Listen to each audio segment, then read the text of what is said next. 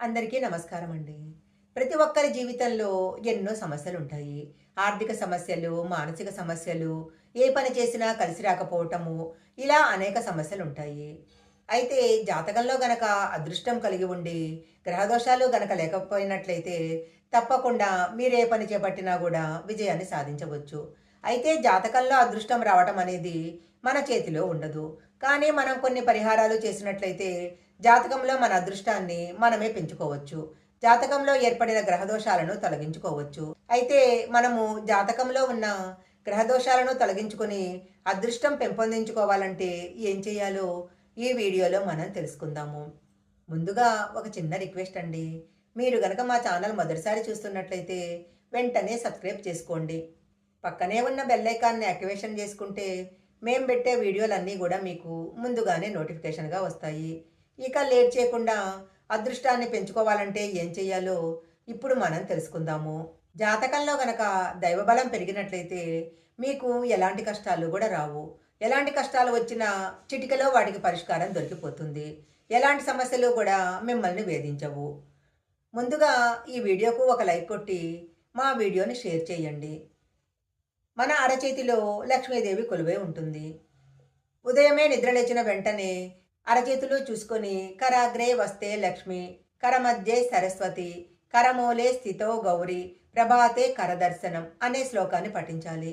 ఇలా ఎవరైతే ఉదయమే చేస్తారో వారికి లక్ష్మీదేవి యొక్క అనుగ్రహము తప్పకుండా కలుగుతుంది. ఉదయం నిద్రలేవగానే ఇంటి ముందు తులసి మొక్కను గనక చూసినట్లయితే లక్ష్మీదేవి యొక్క అనుగ్రహము మీ పైన ఎప్పుడూ ఉంటుంది. తులసి మొక్కలో ముక్కోటి దేవతలు ఉన్నారని చెప్తూ ఉంటారు. ఎవరైతే ఉదయమే తులసి మొక్కను చూస్తారో వారు అన్ని నదుల్లో కూడా స్నానం చేసిన ఫలితాన్ని పొందుతారు. భయంకరమైన సమస్యలు మిమ్మల్ని వేధిస్తూ ఉన్నట్లయితే గాయత్రి మంత్రాన్ని పఠించండి. గాయత్రి మంత్రాన్ని పఠించినట్లయితే మీ ఇంట్లో ఉన్న సమస్యలు చాలా సులభంగా తొలగిపోతాయి. ధనలక్ష్మి అనుగ్రహాన్ని పొందాలి అనుకునేవారు ఓం శ్రీ లక్ష్మీదేవియే నమః అనే మంత్రాన్ని జపించాలి. ప్రతి శుక్రవారము లక్ష్మీదేవికి పూజ చేసి ఓం లక్ష్మీదేవియే నమః అనే మంత్రాన్ని జపించి అమ్మవారికి 5 గులాబీ పూలను సమర్పించినట్లయితే తప్పకుండా వారి మీద లక్ష్మీదేవి యొక్క అనుగ్రహం కలుగుతుంది. జాతకంలో ఎలాంటి గ్రహదోషాలున్నా సరే గురువారం రోజు మీరు స్నానం చేసే నీటిలో కొద్దిగా పసుపు కలుపుకొని స్నానం చేసినట్లయితే జాతకంలో గురుబలం పెరుగుతుంది. జాతకంలో గురుబలం గనక పెరిగినట్లయితే మీకు ఏర్పడిన ఆర్థిక సమస్యలన్నీ కూడా తొలగిపోతాయి. కొంతమంది తరచూ అనారోగ్యంతో బాధపడుతూ ఉంటారు. అలా అనారోగ్యంతో బాధపడేవారు ఒక అమావాస్య రోజు కానీ పౌర్ణమి రోజు కానీ కాలికి నల్లదారం కట్టుకుంటే మంచిది. కాలికి నల్లదారం కట్టుకునే ముందు కాలికున్న పాత నల్లదారాన్ని తీసేయాలి. కొత్త నల్లదారానికి 9 ముడులు వేసి కాలికి కట్టుకునేటప్పుడు శనీశ్వర మంత్రాన్ని కానీ గాయత్రి మంత్రాన్ని కానీ పఠించాలి.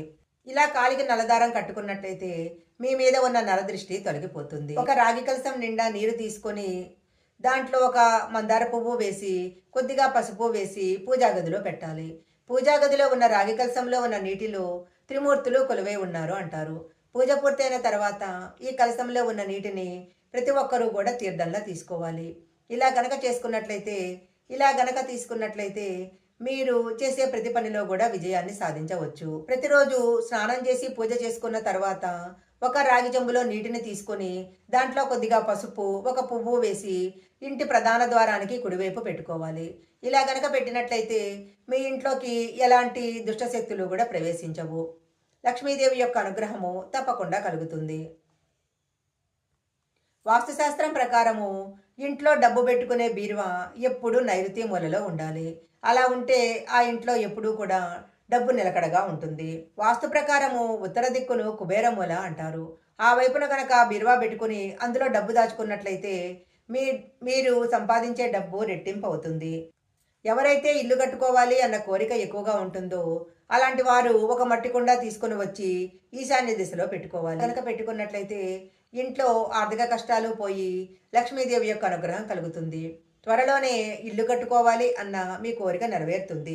ఆర్థిక సమస్యలతో బాధపడేవారు శుక్రవారం రోజు కళ్ళుప్పు కొని ఇంటికి తీసుకొచ్చుకోండి. కళ్ళుప్పులో లక్ష్మీదేవి కొలువై ఉంటుంది అంటారు. ఎవరైతే శుక్రవారం రోజు కళ్ళుప్పుని ఇంటికి తీసుకొచ్చుకుంటారో ఆ రోజు కళ్ళుప్పుతో పాటు లక్ష్మీదేవి కూడా వాళ్ళ ఇంట్లో ప్రవేశిస్తుంది. వాస్తుశాస్త్రం ప్రకారము బాత్రూములో ఎట్టి పరిస్థితుల్లో చీపురు ఉంచకూడదు. బాత్రూములో చీపురు గనక ఉన్నట్లయితే ఇంట్లో వాస్తు లోపాలు ఏర్పడి డబ్బు కష్టాలు ఏర్పడతాయి. ఇంట్లో సుఖ సంతోషాలు అనేవి ఉండవు. గురువారం రోజు ఒక 5 పసుపు కొమ్ములు తీసుకొని ఒక పసుపు పచ్చని వస్త్రంలో మూటగట్టి ఆ మూటను బీరువాలో పెట్టుకోవాలి. ఇలా గనక పెట్టుకున్నట్లయితే లక్ష్మీదేవి యొక్క అనుగ్రహము కలుగుతుంది. బీరువాలో మనం డబ్బు పెట్టుకునే ప్రదేశంలో ఒక లక్ష్మీదేవి యొక్క ఫోటో పెట్టుకోవాలి. ఇలా గనక పెట్టుకున్నట్లయితే ఆ ఇంట్లో డబ్బు కష్టాలనేవి ఉండవు. ఉదయమే స్నానం చేయకుండా బీరువాని ఎప్పుడూ కూడా తెరవకూడదు. మనం బీరువాలో డబ్బు పెట్టుకుంటాం కాబట్టి స్నానం చేయకుండా బీరువాని తెరిచినట్లయితే లక్ష్మీదేవి యొక్క ఆగ్రహానికి గురి కావలసి వస్తుంది. ఇంటి మీద ఎలాంటి నరదృష్టి లేకుండా ఉండాలంటే ఇంటి గుమ్మానికి బూడిద గుమ్మడికాయని కట్టుకోవాలి. ఇలా బూడిద గుమ్మడికాయను కట్టుకున్నట్లయితే ఇంట్లోకి ఎలాంటి దుష్ట శక్తులు ప్రవేశించవు. మీ ఇంటి మీద ఉన్న నరదృష్టి కూడా తొలగిపోతుంది. అలాగే ఇంటి ముందు పంచముఖ ఆంజనేయ స్వామి ఫోటోని కానీ విఘ్నేశ్వరుని ఫోటో కానీ పెట్టుకోవాలి.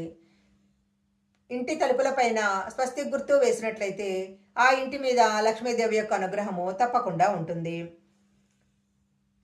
ఇంటిని ఎప్పుడూ కూడా పరిశుభ్రంగా ఉంచుకోవాలి. పరిశుభ్రంగా ఉన్న ఇంట్లో లక్ష్మీదేవి ఎప్పుడూ ఉంటుంది. ఇల్లు పరిశుభ్రంగా ఉండకుండా ఇల్లంతా ఇల్లు పరిశుభ్రంగా ఉండకపోతే ఇంట్లో సంపద నశిస్తుంది. స్నానం చేసిన తర్వాత నుదుటి మీద బొట్టు పెట్టుకోకుండా పూజా గదిలో పూజలు చేయకూడదు. అలాగే స్నానం చేసిన వెంటనే తడి చేత్తో నుదుటి మీద బొట్టు పెట్టుకోకూడదు. పెళ్ళైన స్త్రీలు చేతికి ఎప్పుడూ కూడా మట్టి గాజులు వేసుకొని ఉండాలి. కొంతమంది పడుకునేటప్పుడు చేతికున్న గాజులు మంగళసూత్రాలన్నీ తీసి పక్కన పెడుతూ ఉంటారు. అలా ఎప్పుడూ చేయకూడదు. అలాగే పెళ్ళైన స్త్రీలు మంగళసూత్రాన్ని చాలా పవిత్రంగా చూసుకోవాలి.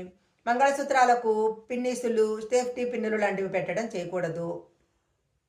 కుటుంబంలో ఉన్న కష్టాలన్నీ తొలగిపోవాలంటే ఓం మాధవాయ నమః అనే మంత్రాన్ని 11 సార్లు జపించాలి.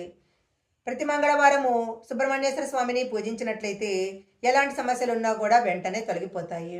ఇంటి నుండి బయట నుంచి ఇంట్లోకి వచ్చేటప్పుడు తప్పనిసరిగా బయట కాళ్ళు కడుక్కొని ఇంట్లోకి ప్రవేశించాలి.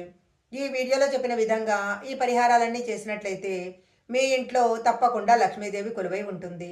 ఈ వీడియో కనుక మీకు నచ్చినట్లయితే లైక్ చేయండి, షేర్ చేయండి. ఇలాంటి మరిన్ని వీడియోల కోసం మా ఛానల్ సబ్స్క్రైబ్ చేసుకోండి. పక్కనే ఉన్న బెల్ ఐకాన్ని యాక్టివేషన్ చేసుకుంటే మేము పెట్టే వీడియోలన్నీ కూడా మీకు ముందుగానే నోటిఫికేషన్గా వస్తాయి. మరొక మంచి వీడియోతో మళ్ళీ కలుసుకుందాం.